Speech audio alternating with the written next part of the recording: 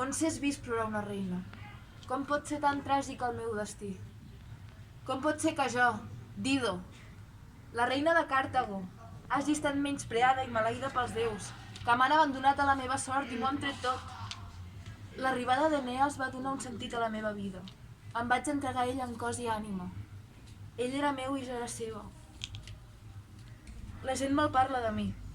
Què serà de la viuda que es va enamorar d'un home que només estima el seu deure? He comès el pitjor dels pecats. He anteposat els meus desitjos i plaers al meu estimat poble i les seves necessitats. Em sento una reina sense corona i sense pàtria.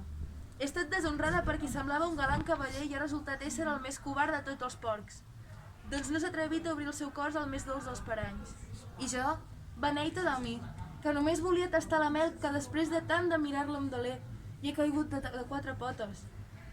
Vaig creure els mots amorosos que em xiuxiuejava l'orella i les carícies acompanyades de petons melosos, que si tanco els ulls encara sento en els meus enamorats llavis.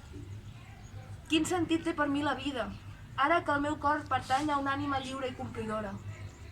Més sentit té la mort, ja que així podré per fi trobar en mi la pau que tant anhelo, després del turment que suposa morir en vida, a mans d'un amor no correspost i d'una corona que pels meus actes ja no mereixo.